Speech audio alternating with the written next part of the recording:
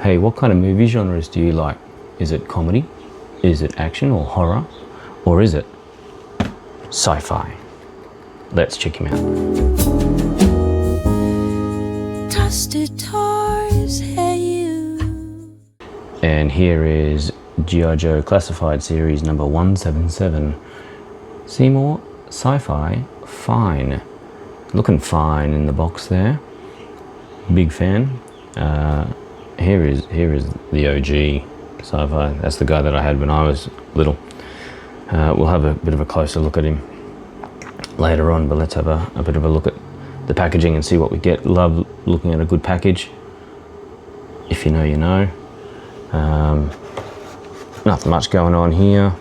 It turns out that the QR code there goes to just the Hasbro website. Yeah, not much going on there. There's some rankings there if you want to take a closer look and see what he's good at. Symbols that I still don't know. I think it's like accuracy and technology and stuff like that. He is a technology weapons specialist, so you'd expect him to be ranked highly in that. There's a nice shot of the back of the package there. Half rubbish. Look at that here. Half that you don't even need, but you know, it's a good action shot there. I do like that. Hopefully we can get him in a bit of a pose like that. There's a cool looking picture there on the side as well. So let's get him open and let's have a look at him, hey? I'll see you after I wrestle some plastic. G.I. Joe will return after these messages. Now back to G.I. Joe. And welcome back. This is accessories all there in front of you. This is definitely not packaging that you want to open in a quieter place, like I don't know, a cinema. Very noisy. Also, once again, at least they're secured very tightly. That's great, because there was no threat of them to come out of the packaging, that's for sure. They're not going to fall out anytime soon. They are vacuum sealed in there. But here is our friend Sci-Fi. Does he stand from the box? That's always Adam's question. Does he stand? No, he doesn't. So let's have a quick play with his feet and just make sure he stands up so we can see what's going on. Nifty boots, bro. Is he? He's a bit wobbly, but we'll have a play with him later on. But there he is, standing in place. If we get our friend from yesteryear out beside him there with his brand new O-ring that I changed this morning, you can see he's pretty accurate there to the G1 Sci-Fi version 1 Sci-Fi. There were other versions of Sci-Fi that came out later on, but this is the guy that I had and I love, and I'm very, very happy with the look of the Classified series. You can see there just how accurate he is to the original depiction. So let's just move this guy out of the way and have a bit of a look at what we've got going on here. You can see some very nice looking detail on his outfit. Got some nice seams along the outfit there. I'm assuming he'd need some protection if he's using some laser style weaponry, but some nice colouring there on his shin pads.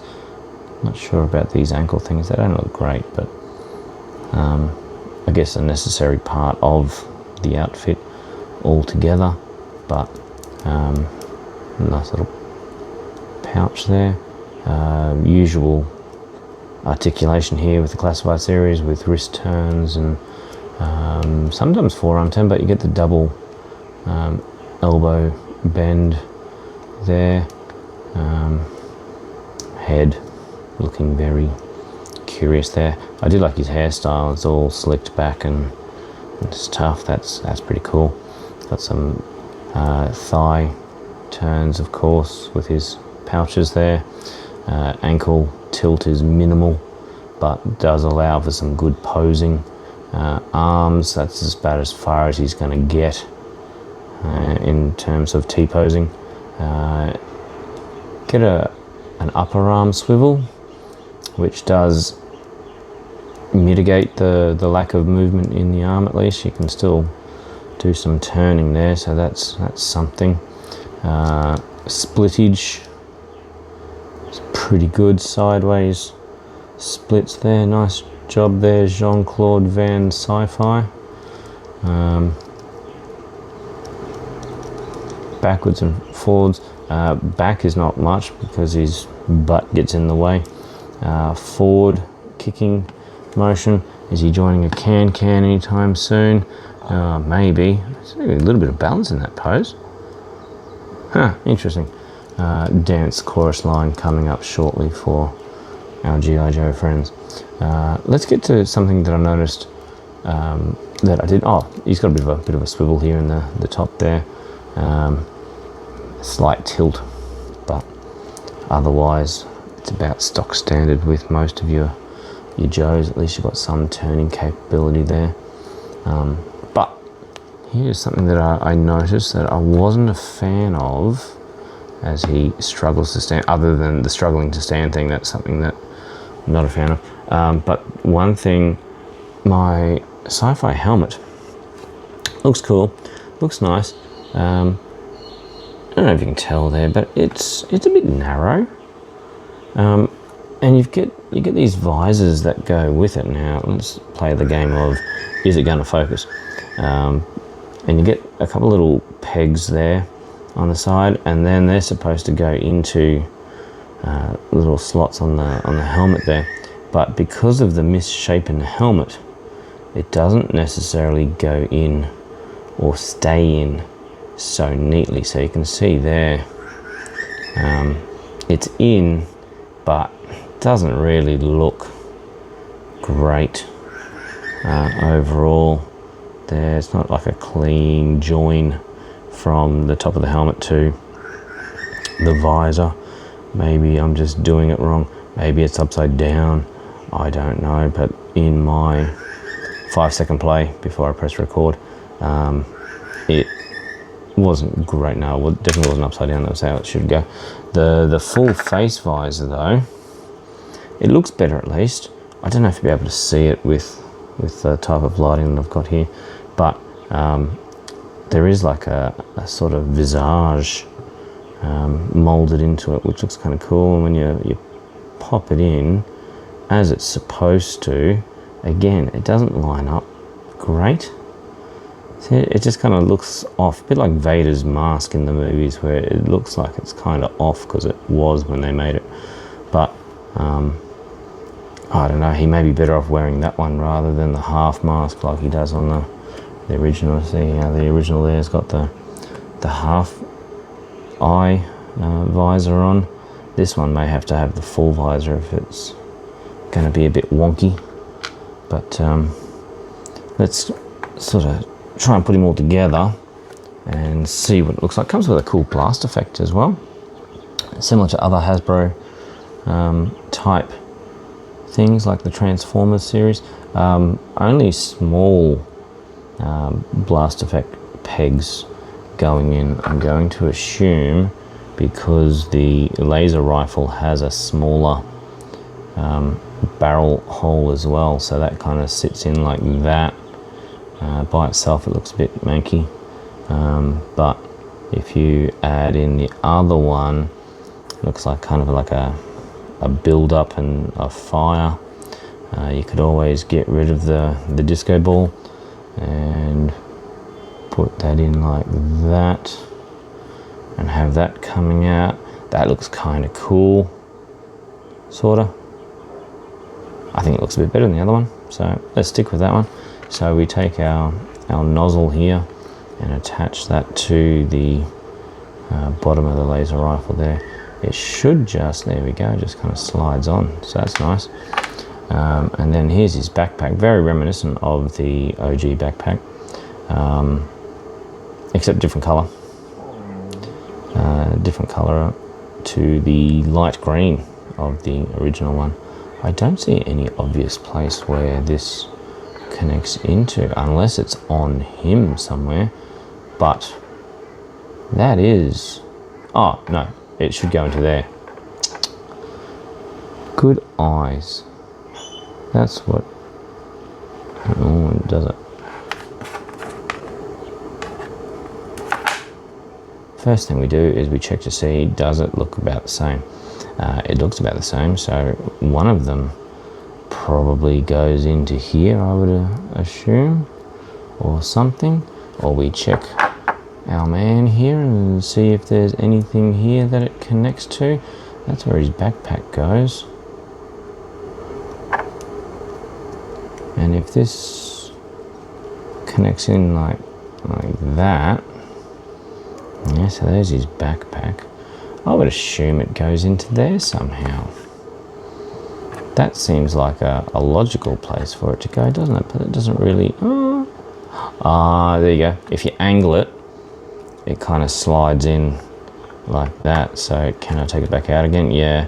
So if you kind of, rather than try to put it straight in like I did, it's often an issue just putting it straight in. You've got to make sure the angle's right. Put the kids to bed. So we got him standing there. I'll move him back in a moment.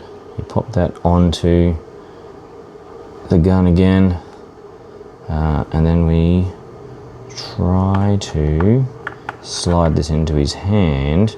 I don't like jamming like hands and stuff. I'm aware of how badly it can go, especially with the older ones. When you try to jam weapons in, you take a thumb off or something, but with these newer ones, they're a little bit more forgiving at least. We'll get it in there so at least he can hold it. There we go. So move your arm, bro. There we go. Oh, not the bestest of poses. Yep, that's pretty indicative of where we're going here. So I could just keep going and try to get him to stand up on his own, but let's stick his helmet on and see. Now, I said I was worried about the hole here. I feel like, geez, that's a snug fit. I like that. There's no wiggle room at all, really. Maybe that's why the visors didn't go in properly the first time, because it needed to be kind of on him first to make it all kind of fit out. The lack of balance is annoying me a little bit here. So we'll stand him up there for a sec. Alright, so let's try the homage to version 1 and see if we can get this one in while he's wearing it. It's still not a great fit, frankly, but it's a softer plastic, which means it does mold around the face a little bit better. So if we can just stand there next to his original friend, yeah, it's not bad,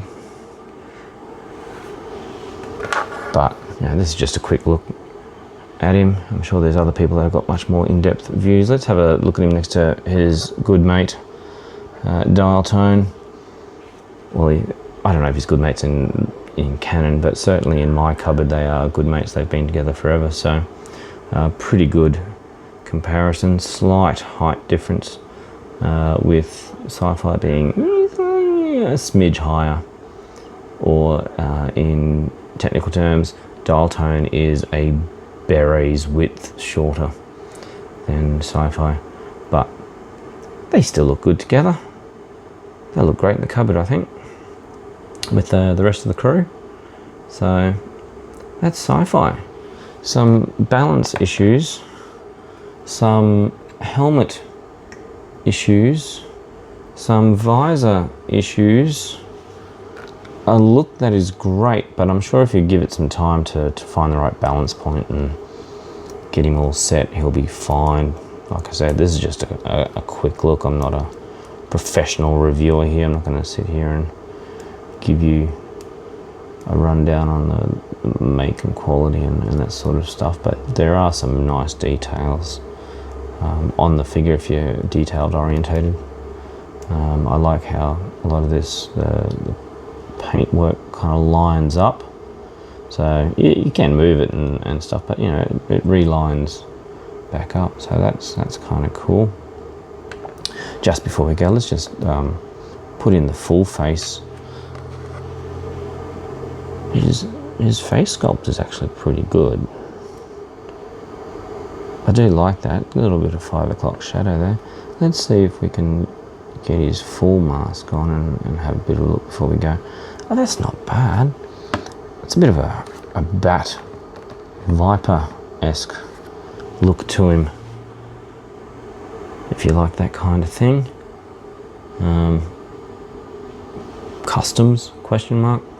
Yeah, probably could, but I think I'll stick with the half visor. But there you go, that's Sci-Fi. So the couple of people that made it to the end of this crap show, thanks for stopping by, and we'll see you next time. Thanks, bye. Dusty Toyz.